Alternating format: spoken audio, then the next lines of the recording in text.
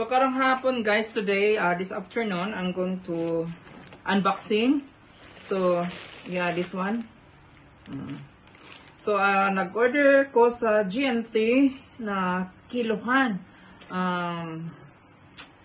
Last time ago that, I always travel. So, gusto ko yung accurate. And then one time, I borrow other friend. And then accurate siya sa airport. Especially sa mga luggage. So, this one is only 35 kilos. So, usually is only, mahirap kasi maabot ng 50. So, I choose 35 kilos only. So, if ever man more than 35 kilos, we can do it again. We can do it again. So, we will see here. Now, we have to, actually, I opened already. Yeah.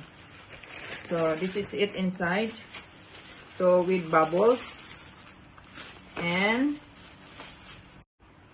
so, legit siya, oh.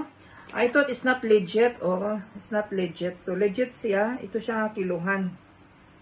So, accurate siya. Wala, no need na use battery. So, parang makaluma siyang spawn ba. Pero, I thought, i-try ko lang siya ano, sa Facebook ba yun? TikTok. Yeah. And then, nakita ko siya nga, itong klase, usually yung bang digital, pero use the battery. So, I try this one kasi nakita ko na before, and then nakagamit ko na before, but it's not mine. So, I borrow only. So, now, let's try to open it. This is it. Actually, I choose the color, but it's black. No, it's okay, no problem. The other one is white. Yeah. So, lagyan natin ang box. So, this is it. So, legit na legit. So, ano siya, makip mo lang siya. Ito siya. So, ganito ang paggamit niya. Ano mo lang siya, ganyan. So, hanggang 35 lang. So, I choose 35. So, wala to siyang battery. Ano mo lang to siya dito. Point mo sa red. Yeah. Point mo sa red dito. Sa gitna. So, you don't need to battery. And this is accurate. The same kilo in the, in the counter in the airport. So, the same which accurate. So, i-up mo lang siya. Ganyan. Ganyan siya. So, let's see here.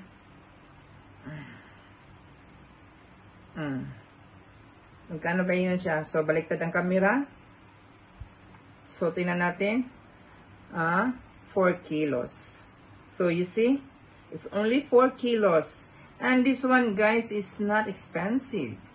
So, actually, I always worrying, because every year, twice a year, nag-travel talaga ako. And then, ito ang mga problema. Mayroon ako nitong isa, pero malaki siya. Pero minsan, hindi siya accurate. Minsan, nag-ano siya ng 2 kilos and sometimes 3 kilos. So, dili talaga siya accurate. So, ito last time kong umuwi, nakagamit ako nito, but it's not mine. I told you, it's not mine. I borrow only, but accurate siya. In fairness, accurate. So, same talaga siya.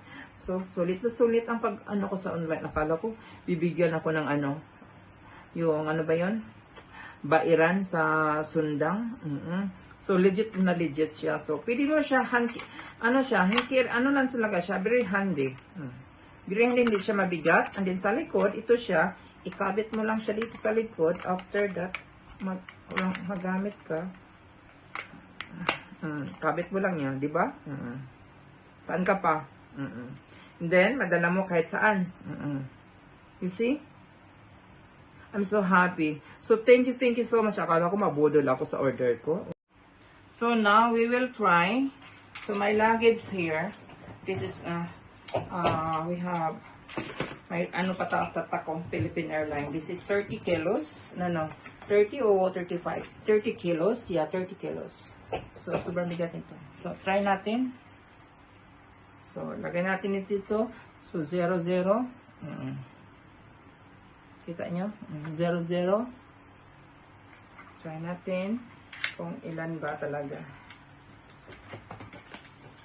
Ganito lang siya paggamit, ganito.